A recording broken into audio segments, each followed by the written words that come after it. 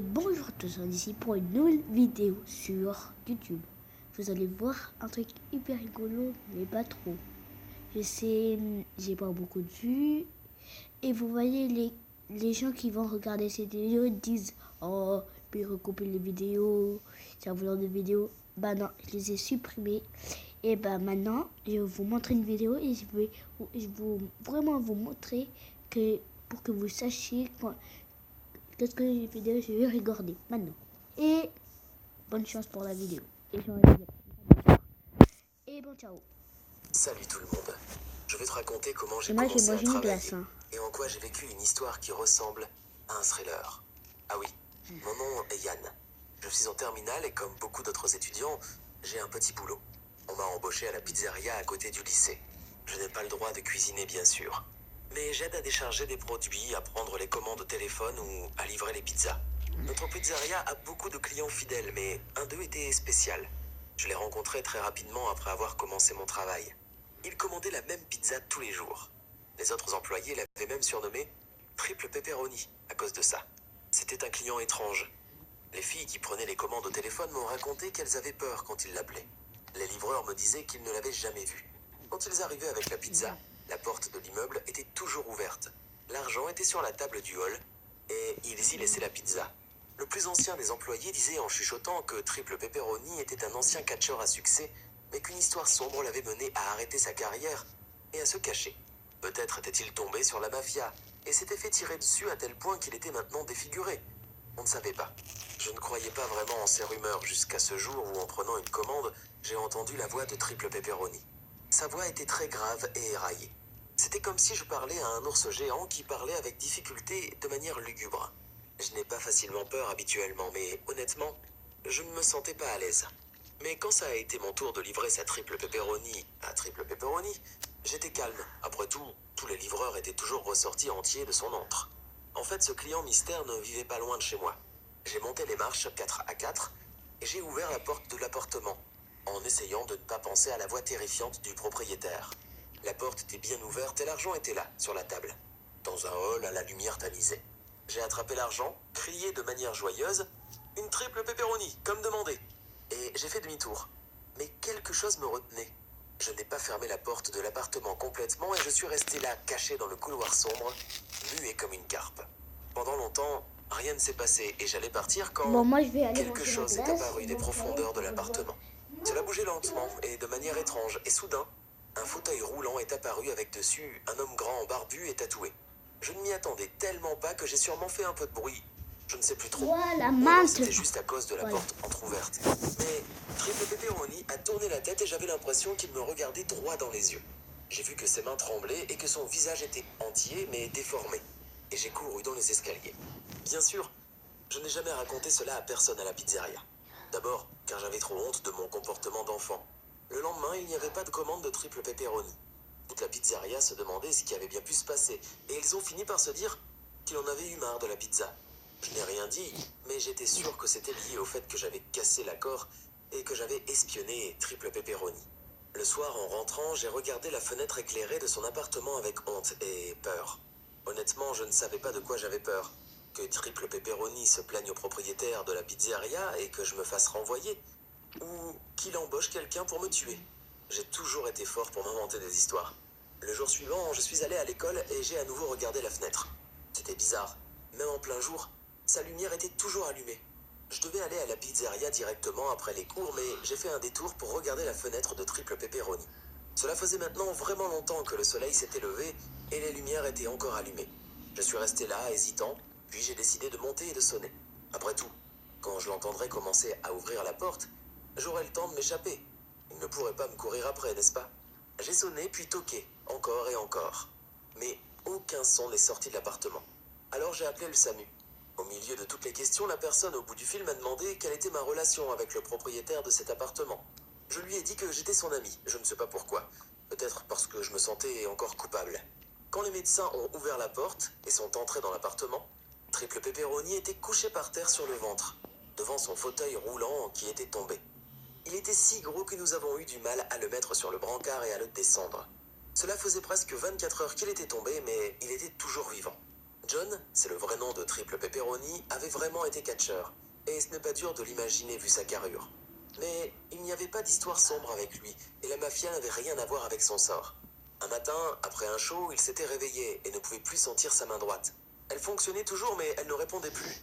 Il s'est alors juste dit qu'il y était allé un peu fort sur le ring, mais petit à petit, d'autres membres de son corps s'alourdissaient. Les médecins ne pouvaient pas l'aider. Il avait en fait une forme grave de sclérose en plaques, et en une année, cet homme costaud s'était retrouvé sur un fauteuil roulant. Depuis, il vivait comme un reclus et ne voulait pas qu'on le voie dans cet état. Et ce jour-là, il a eu une attaque surprise de sa maladie, et il ne s'est pas relevé.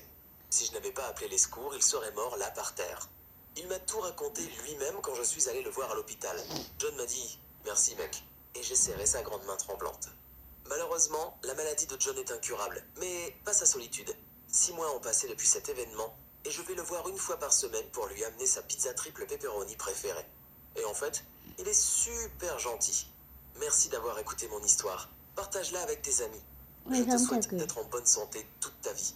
Et n'oublie pas, peu importe ce qui t'arrive, il y a... Yann, le possédé, voilà. C'est Yann le possédé, voilà, je te le dis. C'est Yann le possédé. Salut, je m'appelle Michael Jordan.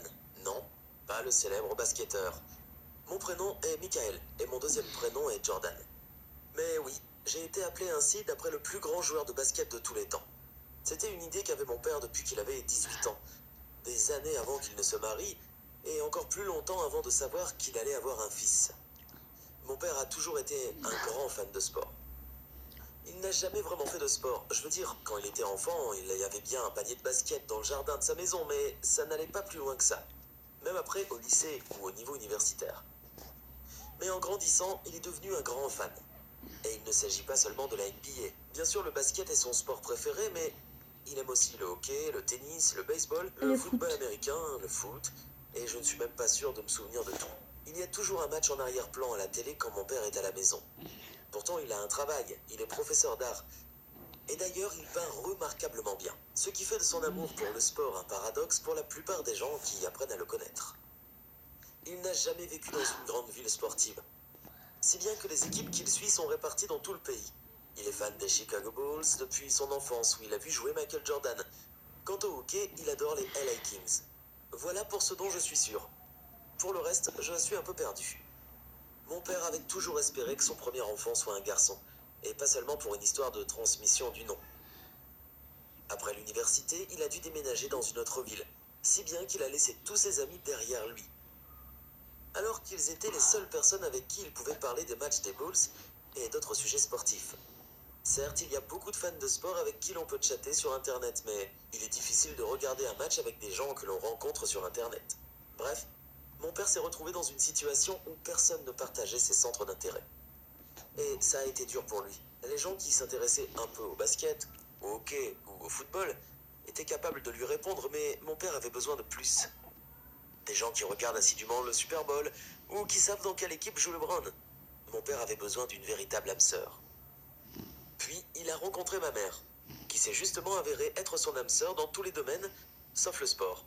Ils se sont mariés et quand mon père a découvert qu'il allait avoir un fils, il avait déjà un plan et il était déterminé à s'y tenir. En grandissant, j'ai été exposé au sport autant que possible. J'avais même un pyjama des Bulls et un poster de Wayne Gretzky sur mon mur dès l'âge de 2 mois.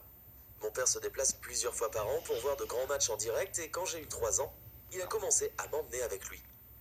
Il l'aurait fait plus tôt sans l'avis contraire de ma mère. Elle n'avait rien contre le sport quand ils se sont rencontrés, mais au fil des années, elle en a eu assez.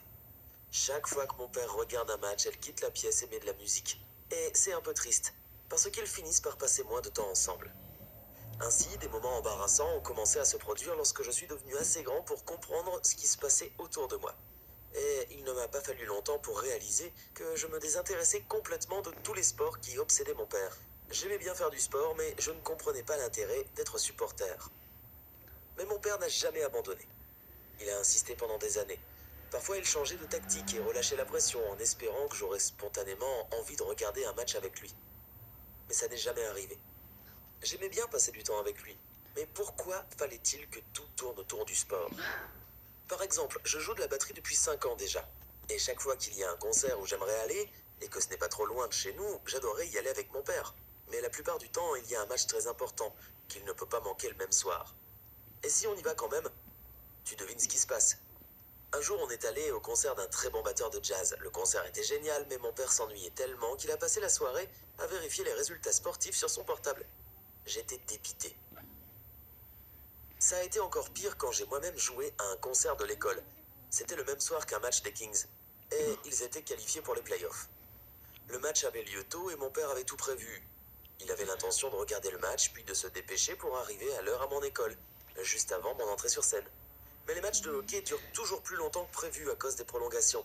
Et si les équipes sont à égalité, les prolongations peuvent durer jusqu'à ce que l'une des deux marque. Et bien sûr, ce match a duré plus longtemps que prévu. Mon père est resté à la maison pour regarder la fin, en espérant qu'il se terminerait vite. Bref, il est arrivé en retard, après ma performance. Je suppose que c'est à ce moment qu'il a compris que quelque chose devait changer. Il s'est rendu compte que cela devenait un problème. Bien sûr, être un fan de sport est très amusant, mais il faut de la modération en toute chose. Or, pour mon père, c'était une sorte d'addiction. Mais je crois qu'il est en train d'évoluer. Il a commencé à passer plus de temps avec ma mère et moi, et il a même manqué des matchs très importants, ce qui est un véritable sacrifice pour lui. J'apprécie vraiment ce changement. Donc de temps en temps, quand je le vois regarder un match à la télévision, je m'assois avec lui pour lui tenir compagnie. J'ai déjà appris le nom de presque toutes les équipes.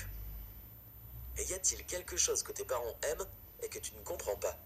Fais-nous en part dans les commentaires et abonne-toi à notre chaîne pour d'autres vidéos. Et ben, ciao les amis, je sais que vous allez vous abonner. Et merci beaucoup, merci beaucoup, ouais. Merci beaucoup, ouais. Bon, ciao les gars.